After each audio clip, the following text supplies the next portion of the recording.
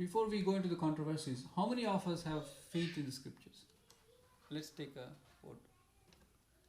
How many of us believe that the scriptures are true? 100%. 100%. Not 100%. Because 99%. Yeah, it's 100%. Who has 99%? Because what was written has its own versions and things change. Things change. So what we get is we don't know it's the original scripture itself. Good point. So his point is, scriptures may be true, but it's, now I'm hearing from, what if you get the real scriptures, because you don't know the Sanskrit or the original language is written, now you have to follow the English, somebody would have distorted that version. So this is a problem. Accept it. What about, let's everyone take their point about the scriptures. Same what I said. So you have faith, but you don't have belief, the essence. No, believe that the scripture is correct. Which version is So we correct? don't know exactly because what was done earlier, like what was happening earlier. Hmm. So when it passed from one person to other person, some extra addings, will be there. Hmm. So because until we see something, or when many people talk about exactly the same thing, whatever we heard, Hmm. so I believe that thing. So we don't know exactly what was happening here, but we believe what too many people talk on that. Hmm. So it's like the masses. If the masses believe, Yes. and we follow, just like Yeah. right That's the right. world, the material world also. See, why do we live in certain way and certain? Because everyone is doing. I am doing it. We really don't question, right? And everyone is watching movies. Everyone is leading certain way of lifestyle. Everyone is working hard. The goal of life is to go to school, because everyone is going to school. See my neighbors. Look at the kids. Like a sense of conformity. So, in that way we follow, but we don't have The version of full Faith. faith. That is one point. It's your point. How about you? Your belief in the scriptures, and why, if you believe in scripture, why you think we should take shelter of scripture for understanding? The scripture, Hmm? personally, I'm not familiar with the scriptures personally. Okay. You were speaking about conformity. How about Bible or Quran or Bhagavad Gita? Just me. Okay. So what about you, Mataji? You want to say? Okay. Same as he says. I do believe, Mhm. just seeing the movies or whatever, Okay. like not much. If it is good, I'll take it. Okay. So you have any good point of why what we see or hear from the scriptures are actually true and May not be 100%. okay. So you have any point? We trust our parents, or so they tell, okay, this is the scripture, that's what Okay. we have been following, and that's Mm. that's how we believe in them. Very nice point. But the problem is sometimes the parents are misdirected, so they will misdirect us also. Right. That's one problem, right? Yeah. By reading Okay, if not scripture, what else we can take shelter of? Guru, Guru. Okay, great. Say something about scriptures, of why one has to have full faith. You have faith, right? 90%, 99, 100? if I understand. Yeah, like I don't know much about scriptures. Only thing I know whatever my grandma told stories, Wow. whatever they said. She has full So faith. I just know those things. So your grandma is a guru. Yeah. Okay. So what's the relation between scripture and guru? How is the relationship between scripture and guru? Mataji, you have a point? First you Okay. how we are going Okay. to say. Yes. Yeah, Say something. like how the Prabhu, Prasanna Prabhu and Ravi Prabhu are saying, like in the succession, the real matter goes away. Okay. But then, if there is a proper succession, like the Guru's Guru has actually given it in a proper parampara, Mm-hmm. and I accept that parampara, and like we know the four proper paramparas that's spreading the scriptures. So I believe if I accept a Guru who has come in one of the sampradayas, and I can 100% accept it, because as our great Acharya Srila Prabhupada has written Bhagavad Gita as it is, he took Bhagavad Gita, which was actually there, which was actually given by Krishna to Arjuna, and that was translated. So Guru and scriptures go hand in hand, because Guru is somebody who represents God, and he comes in the parampara, who got the actual knowledge from his Guru. So why do these controversies come then? Because few gurus who are not in the parampara, they, like even Mahatma Gandhi gave his own commentary on Bhagavad Gita. His commentary was that Bhagavad Gita preaches non-violence, which was not at all true. So he did not have a guru himself, but he wrote a commentary on Bhagavad Gita based on his understanding. So we get delusioned or misdirected by such. That is what I'm saying. Right. Okay. So, but if we go through a proper channel, and we are the one, and Krishna will direct us to, if we have the right energies and right. So how do we find a proper channel? Through sadhu Mataji, sangha. on this, say? Actually, I totally agree with Mataji, whatever Mataji told. So, first thing is to find a guru. To know. And we cannot know everything. As we born, our mother tells us who is our father. If she tells that he is your father, then we have to believe in her. She is a guru. In the same way, if a person we think means we will not able to know that he is the right person or not. But the faith in us, the faith comes from Krishna, whatever he tells in our mind. Because if somebody tells you have to believe in him, but it's in our mind whether we have to believe or not. When it comes from the inner feeling, we call it as Paramatma, the God within us. He will direct us. He will tell us, yes, this is the person we have to believe. What are the checkpoints? What are the points to validate? Let's say in this material world, right? It's very simple. If someone wants to be a doctor, she's doctor, by the way, right? How did you find your college? Can you go, to anywhere and learn to become a doctor, or how do you become a doctor? So we're putting our deities to sleep. Actually, that comes from the experience of our elders and his former colleagues, and whatever they tell us, this college is best college. If you get good marks, just go in that college. Don't go in another college, because they teach us nice. They will make you. They will give you a proper direction, and you will become a nice doctor. In that college, there are so many patients coming, so you will learn more things. Right. So in the same way, Guru, or whatever the followers of that Guru, we can know the qualities from that disciple. Means if he is a nice person, he is following a straight way, he has truth in his behavior, then we will think that whatever he had learned from his Guru, from his teacher, he has taught him a right thing. So what are those the qualities that we can find to see if it's the right thing or not? Let's say we find a guru and a lot of disciples, they're all nice and everything is going well, but what are those things, at least few things that we have to check whether it's all right or not? Like for example, medical college, right? If everyone is coming out and they become big failure and they're killing people in hospitals, right? So we don't want to go and study to that college. Yeah, So similarly, Where do you work? she's not still looking. So anyway, so thank you all very much. These are the nice points. This is a nice way to summarize. But I'll try to summarize. We'll go to one level so that Prabhuji can take on to the next level of understanding the controversies inside the scriptures. Right? First of all, we have to understand the scriptures and then go to the why the controversies exist. Right?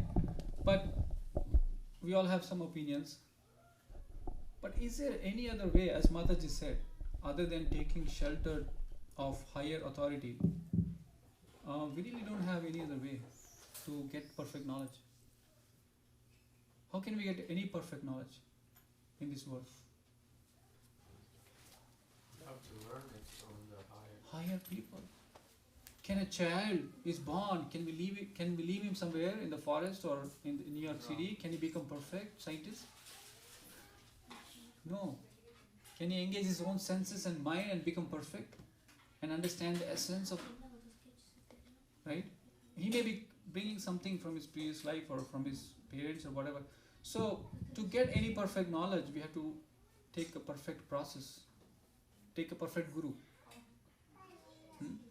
So any knowledge, music, art, dance, you can do self-learning, you can get a perfect teacher. So this is how things are authorized. Many people, they introduce any art skill you have, they introduce, he is my guru. This is how perfect knowledge comes from a perfect person. And who is perfect in this world? Who's perfect? Nobody is perfect. Only God is perfect. Whatever God does in this material world, it looks so imperfect to the materialistics scientists, but it's actually perfect. For the purpose that this material world is created, it's perfect. It's making everyone frustrated. That's why this is created. That is the purpose of the material world, to make everyone get frustrated so they can look back. Why am I getting frustrated? So they can get purified. They start thinking. When they take birth, every baby, what is baby saying? What is Akshara always asking Mataji? Food. I'm crying. When she is hungry, she cries for food. When she is sleepy, she cries. Simply, she is Annamoya. She is always self-conscious. But when she grow up, now she can understand my father, mother, my brother, sister. She has some feelings. So this world teaches us to go higher and higher and love everyone, part of this world, and love God. Right? So the point is, how else can we learn knowledge? No. So the knowledge has to come from perfect person, God. Right? What is the problem in trying to learn perfect knowledge by our senses? It's like any other example. We let a kid learn, he cannot learn on his own because the senses are imperfect. They become illusion. They commit mistakes. And we cheat. This is going on. Even a greatest scientist has these 4 defects. Imperfect senses, gets illusion, and commit mistakes, and he cheats. Everyone cheats in this world. So that's why textbooks keep changing every night. They keep changing every night. What scientists say today is different from today. Keep changing. The atom was undividable in 80s, and it became plus and minus, and proton, neutron, electron, and then now it's so complicated. So, and the mind also, we speculate from our previous experiences. It can never give us perfect knowledge. So the way is to surrender to the perfect source, which is God. And as my brother Jivani was saying, that there are perfect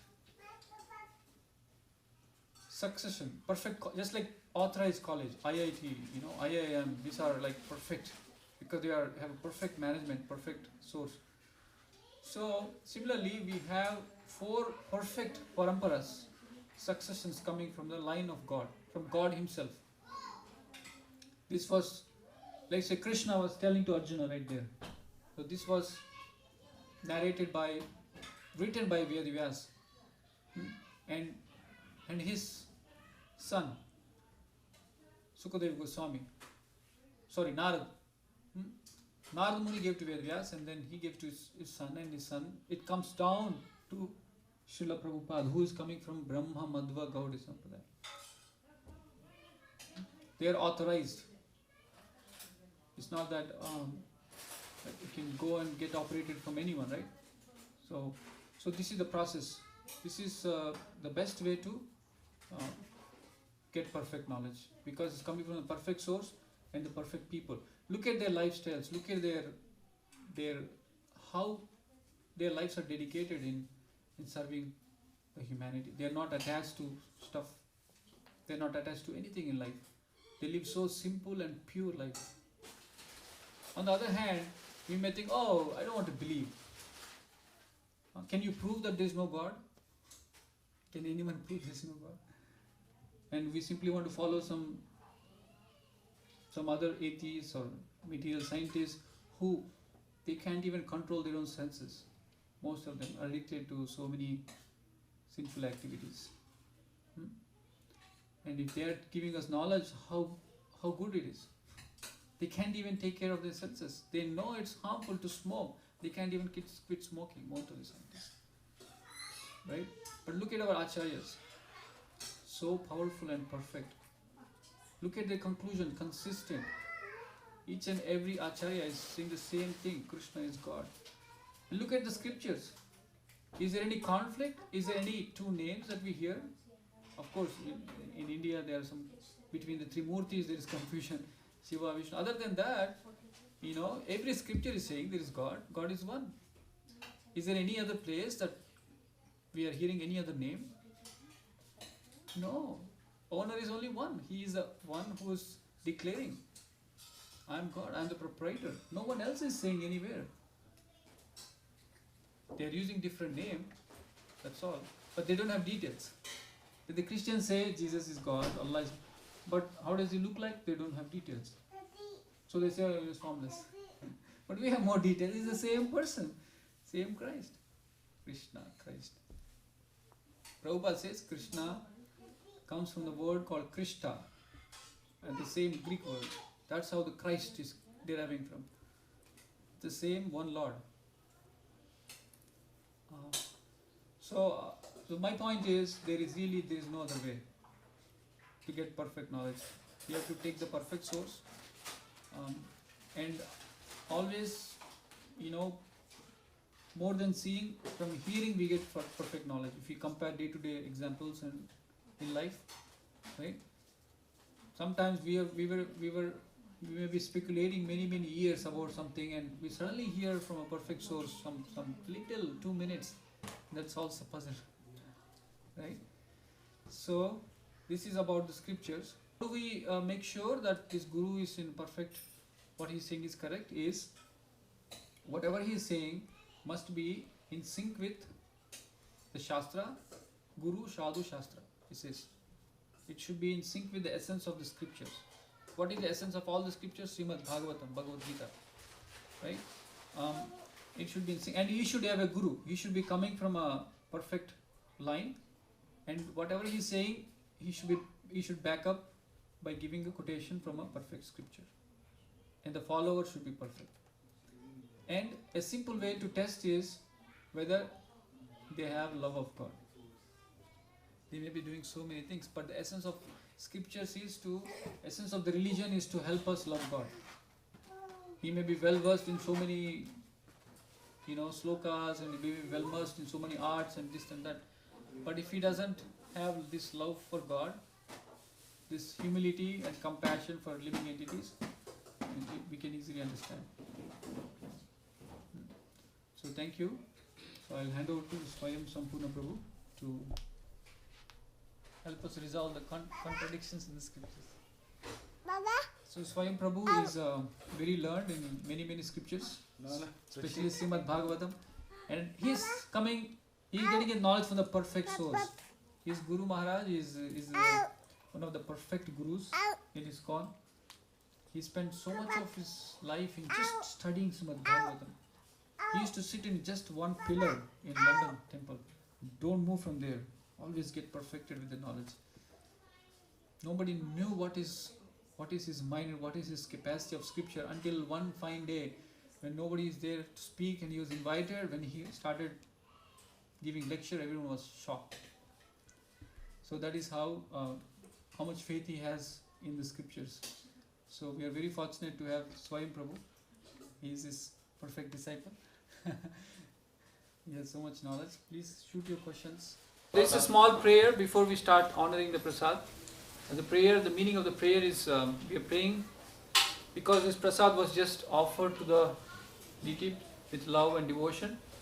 And it is said in Bhagavad Gita, if anyone offers him a flower, patram, palam, pushpam, toyam, yume bhaktya praichati, tataham bhakti prahutam, tasnami praitatma. He says, anyone can offer me a leaf, a flower, a fruit and water with love and devotion, I will accept. So all we need is love and devotion. So we prepare neat and clean and we offer. So they accepted and they purified this, so that even the vegetables has life. So when he becomes primary enjoyer for the food, and we don't get any reaction. I mean, this is also living entities. So this is sanctified, spiritualized food. So we believe by eating such food, such sanctified prasadam, it can help us control our tongue, which is otherwise very powerful. It's like it can put us in dangerous situation. So by eating this prasadam, it can help us control our tongue, thus controlling all other senses and progress in spiritual life. So you can start honoring now. Hare Krishna. Mahaprasadam ki. Mahaprasade Govinde Namo Brahmane Vaishnave Svalpa Punyamatam Rajan Vishwase Navajayate Sharira Vidyajane Viyata Jiva Phale Vishekare Dharmata Jivati Lomai Sunamadurmati Taki Jeta Samsare Krishna Pradoya Mai Koribari Jiva Joy So Prasadam Vidubai Se Nam Tapao Shishi Radha Krishna Gunagao Premida Ko Chaitanya Jai Nitai Jai Sri Krishna Chaitanya Prabhu Nityananda Sri Advaita Gadadhar Srivasadi Gaura Bhaktivinoda Hare Krishna Krishna Krishna Hare Hare Hare Rama Rama Rama Hare Hare Mahaprasad.